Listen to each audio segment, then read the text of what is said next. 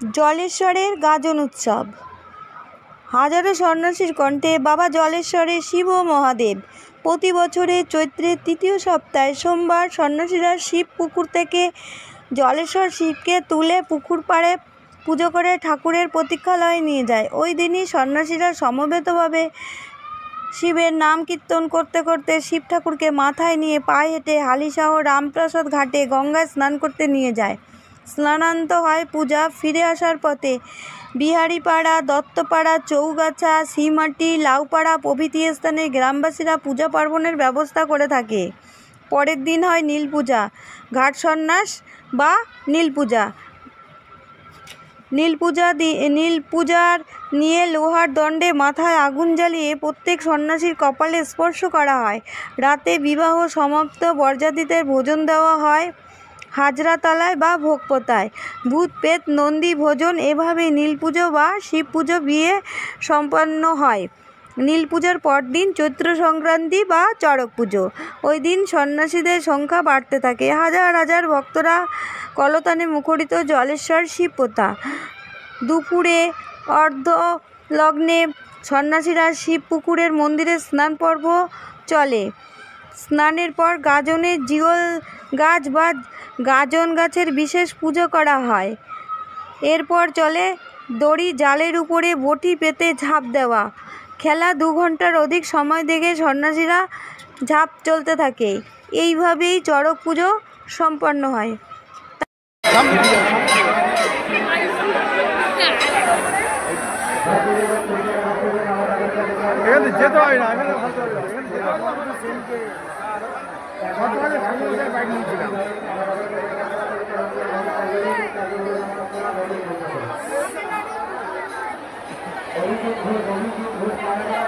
আমরা এখন চলে এসেছি গাইঘাটা অঞ্চলে জলেশ্বরে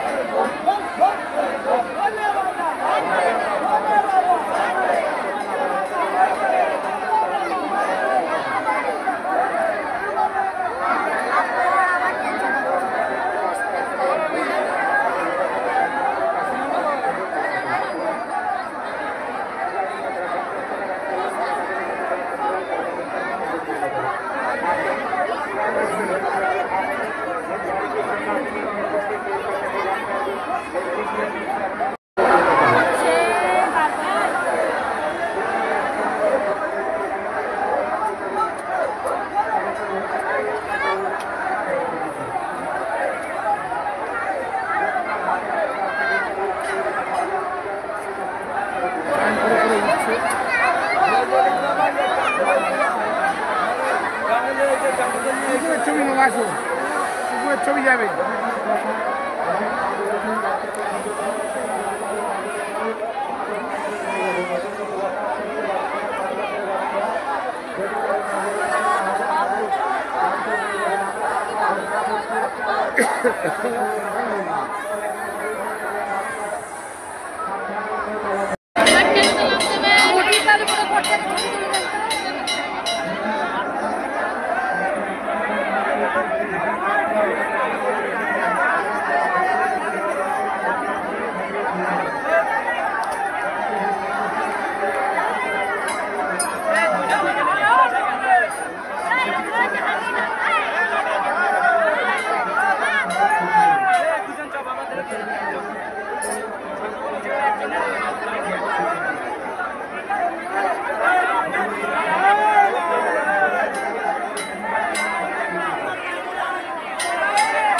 আমরা এসছি আগে গাইঘাটা অন্তর্গত জলেশ্বরে আজকে 3 দিন ধরে গাজনের উৎসব চলছে। আজকে শেষ দিন গাজনের, কালকে আগামীকাল শেষ দিন। তো আজকে গাজনের আজকে চৈত্র মাসের শেষ সংক্রান্তি, চৈত্র সংক্রান্তি শেষ আজকে আজকে ঝাঁপ চলছে জলেশ্বর মন্দির। কী বলবেন দাদা, এই মন্দির এবং আপনাদের কী ধরনের এখানে হয়, মানে পুজোটা কী ধরনের, মানে কতদিন ধরে হয়? আর পুজো তো বহুদিন ধরেই হচ্ছে এবং আমরা যেটা জেনেছি সেটা মোটামুটি 870 বছরের প্রাচীন এই মন্দির এবং সেই মতোভাবে এটা চলে আসছে পরম্পরা অনুযায়ী। যেটা হওয়া দরকার যেটা হচ্ছে, এটা আমাদের জলেশ্বরের ঠাকুর 12 মাসই জলেই থাকেন। এটা এর আগেও আমরা বলেছি, আপনারা শুনেছেন। আজও বলছি যে চৈত্র মাসের তৃতীয়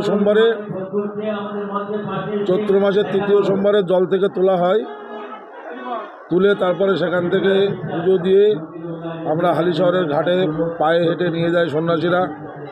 সেখান থেকে আবার ফিরে এসে বাবার মন্দিরে আসেন। তারপরে 8খানা গ্রামে বাবা ঘোরেন।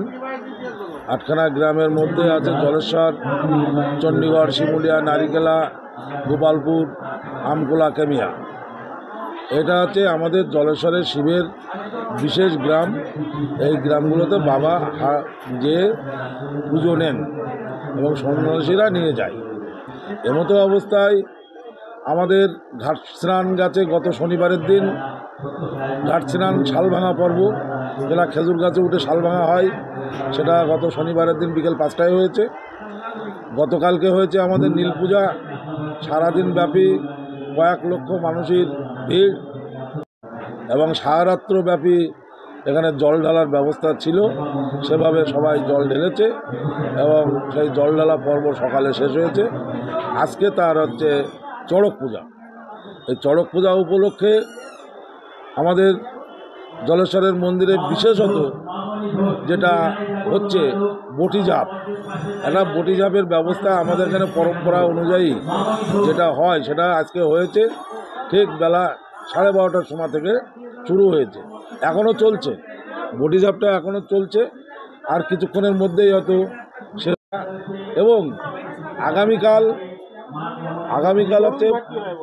আগামীকাল পয়লা বৈশাখ, সন্ন্যাসীদের নিয়ম ভঙ্গের একটা সময় বা দিন।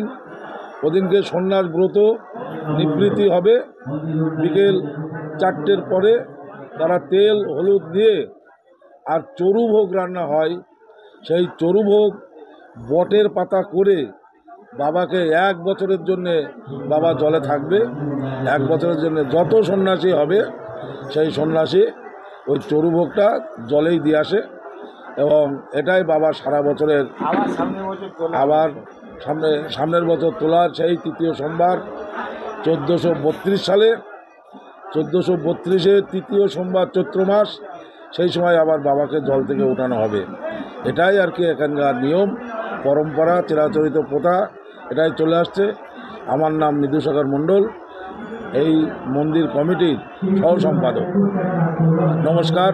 আর একটা বিষয় বলতে চাই, মন্দিরে আসার জন্যে এই জলেশ্বরের মন্দিরে এখানে আমাদের বাবার মন্দির হয়েছে এবং কালী মায়ের একটা মন্দির তৈরি হচ্ছে, প্রায় 1 কোটি টাকা ব্যয়।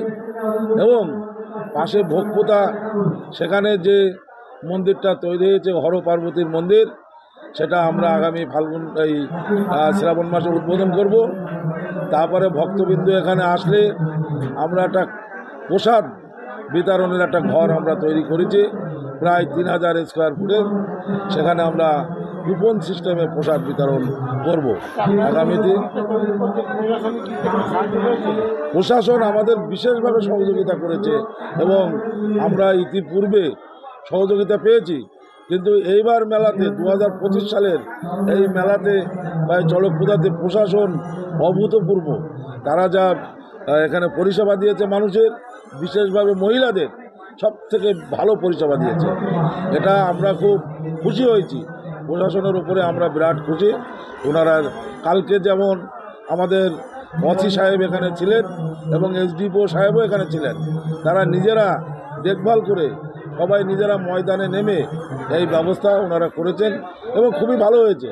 আমরা প্রশাসনের উপরে খুবই খুশি। যাই হোক, আরেকটা বিষয় হচ্ছে যে এই মন্দিরে আসার একটা রাস্তার নির্ণয় যেটা বলছি, সেটা হচ্ছে শিয়ালদা থেকে ট্রেনে, বনগাঁগামী ট্রেনে আপনারা উঠবেন, হাবড়াতে নামবেন, হাবড়াতে নেমে আপনারা ওখান থেকে অটো কিংবা DN44 বাস জলেশ্বরের মোড়ে নামবেন। জলেশ্বরের মোড় থেকে 1 কিলোমিটার জলেশ্বর বাবার মন্দির। আর এদিকে জাগুলিয়া থেকে আসতে পারবেন, ওদিকে বনগাঁ থেকে যে জলেশ্বর মোড়ে নামবেন। এই মন্দিরে আসার জন্যে এই সব রাস্তাগুলো আছে। ঠাকুরনগরে যে ট্রেন থেকেও আসতে পারবেন। আমরা চলে এসেছি এখন গাইঘাটার অন্তর্গত জলেশ্বর শিব মন্দিরে। আজকে শিবের আর কি ইয়ে হচ্ছে, মানে গাজন থেকে নাকি গাজন উৎসব হচ্ছে, ঝাঁপ চলছে। আমরা বাইরে গিয়েছিলাম, কিছু ঝাঁপের ছবিও নিয়ে এসেছি। এখানে কমিটির কর্মকর্তারা আছে, তাদের মধ্যে শুনে দেবো যে জলেশ্বর মন্দিরের মাহাত্ম্য কী। নমস্কার, আমি জলেশ্বর চলে এসেছি। আজকে গাজন উৎসব চলছে আপনাদের। এই যে জলেশ্বর মন্দির গাজন কদিন ধরে হয় এবং মেলা বসে, কদিন ধরে মেলাটা হয়? মেলাটা আমরা মূলত ঘোষণা করি 7 দিনের। আসলে মেলাটা হচ্ছে এটাকে বলা হয় প্রথম দিন হচ্ছে ঘাট সন্ন্যাস, তারপরে নীলের পূজা যেটা গাজনের পূজা আর কি, তারপর হচ্ছে চড়ক, যেটাকে বিভিন্ন জায়গাতে বিভিন্ন রকম, কোথায় বটি ঝাঁপ হয়, কোথায় বড়শি ফুটিয়ে যে দোলনাগুলো করে সেই হিসাবে হয়। সুতরাং চড়ক মেলা বলতে যেটা আমাদের পরম্পরাতে আছে এবং আমাদের দেশে প্রচলিত আছে, তারই একটা অঙ্গ হিসাবে আমাদের এখানে শিব মন্দির, মানে জলেশ্বর শিব মন্দির বহুকালের পুরানো। এর অনেক এই যে পুকুর থেকে মানুষ দেখলাম স্নান করে ঝাঁপ দিচ্ছে এবং জলেশ্বর মন্দিরের মোটামুটি মাহাত্ম্যটা কি, কতদিন ধরে এই প্রথা চলে আসছে? এটা যদি বলেন শোনার ব্যাপারে, আমরা শুনে আসছি বহুদিন ধরে। আবার বলা যেতে পারে যে ঐতিহাসিকভাবে যদি বলা হয়, সেটা 12 থেকে 1300 বছর ধরে এটা চলে আসছে। এটা কয়েকটা ভাগে ছিল, কিন্তু মূলত 400 থেকে 800 বছর ধরে বলা যায় শিবের পূজাটা হয়ে আসছে। কদিনের পূজায় থাকে আপনার? 3 দিনের থাকে, মূলত ঘাট সন্ন্যাস, নীল পূজা এবং চড়ক পূজা। আর পয়লা বৈশাখটা যেটা ধরা হয় জলেশ্বরের ক্ষেত্রে, সেটা হচ্ছে যে জলেশ্বরের শিব, বুড়ো শিব বলা হয়, উনি জলে থাকেন, সেই জন্য পয়লা বৈশাখে সন্ন্যাসীরা তার সারা বছর যে উনি জলে থাকেন তার খাওয়ার সহ ওনাকে জলে রেখে আসেন। সেই হিসাবে চড়ু ভোগ বলে একটা ভোগ দেওয়া হয়। সেই ভোগ ওই আমরা জলের মধ্যে পাতায় সহকারে, হ্যাঁ, পয়লা বৈশাখে মোটামুটি এই 3 দিনের প্রোগ্রাম করে 4 দিনের প্রোগ্রাম। কত মানুষের আগমন হয় এখানে? বিভিন্ন পর্যায়ে বলা যায় 7 থেকে 8 লাখ লোক আসে। এই আমাদের ঠাকুর তোলার থেকে আর এই ঠাকুর জলে যাওয়া পর্যন্ত বিভিন্ন পর্যায়ে যে মানুষ আসে সেটা প্রায় 7 থেকে 8 লাখ। বহু দূর দূরান্ত থেকে লোক আসে, মানুষ যে করে যায়, হ্যাঁ, সেই মানুষ আবার পূর্ণ করতে হলে তারা আবার ঘুরে আসে। হ্যাঁ, অনেকে যারা মানত করে যান এবং মানত পূর্ণ হলে আবার আসেন, আবার তাদের পূর্ণতা পাওয়ার জন্য আমাদের কাছে দান করে যান, ঠাকুরের কাছে দান করে যান, এবং সেটা ঘোষণাও আমরা করে দিই। আমি একটা বই দিয়েছিলেন এখানে, এবছর বইটা উদ্বোধন করা হলো। আপনি বলছিলেন যে আমার কাছে জলেশ্বরের মাহাত্ম্য বলতে কত বছর ধরে এই যে জল থেকেই কি এই শিল্পটা উঠেছিল? আমরা যতদিন দেখছি বা আমাদের বাপ ঠাকুরদাদের আমল থেকে বলা যেতে পারে 200 বছর ধরে শুনে আসছি, যেটা আমরা এখন এই যে কথাগুলো বললাম পিছনে, এগুলোই তাদের মুখ থেকে শোনা, এবং সেটাই আমরা দেখতে দেখতে বড় হয়েছি বা এখন সেটাই চলছে, সেই নিয়মগুলো। আমার নাম হচ্ছে কমল মণ্ডল, জলেশ্বর শিব মন্দির ও পর্যটন উন্নয়ন কমিটির মেলা পরিচালনার যে একটা কমিটি করা হয়েছে তার সভাপতি।